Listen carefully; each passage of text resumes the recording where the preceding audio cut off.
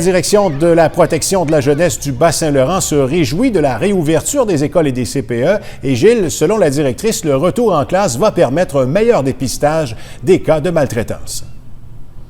Oui, Martin, parce qu'au cours des deux derniers mois, les parents et enfants se sont retrouvés confinés à la maison et pas tout le temps pour le mieux, malheureusement.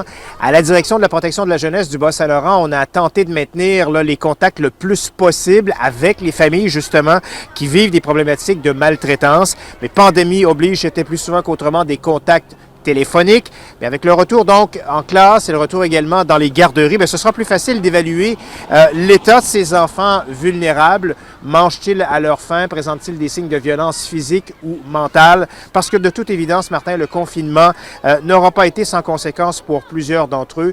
Voici Anne Duret, qui est la directrice de la protection de la jeunesse du Bas-Saint-Laurent. Le meilleur filet de sécurité pour les enfants, c'est les écoles, les garderies, les proches qui fréquentent ces enfants-là. Il ne faut pas oublier aussi que ça a eu des impacts au plan financier auprès de plusieurs familles qui ont dû avoir recours aux organismes alimentaires. Donc, c'est sûr qu'il est possible que tout ça ait des impacts sur les enfants qu'on découvrira bientôt, là.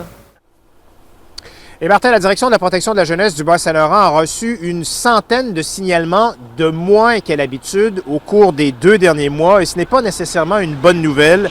Le déconfinement devrait ramener les statistiques à un niveau tristement plus normal. Sa directrice craint aussi d'ailleurs une explosion de nouveaux cas et avoue être préoccupée aussi par les enfants qui vont demeurer à la maison.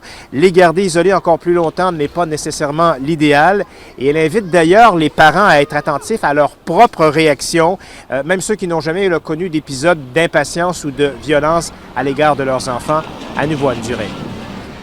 C'est normal d'être moins patient et tout ça.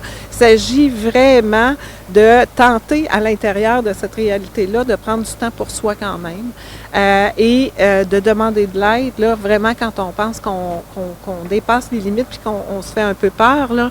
Mais de façon générale, je veux dire qu'il n'y a pas un parent aujourd'hui qui n'est pas affecté par la situation qui se vit actuellement. Le contraire est plus étonnant. Martin, bon an, mal an, la DPJ du Bas-Saint-Laurent reçoit entre 2600 et 2800 signalements de maltraitance à l'égard d'enfants. Merci, Gilles.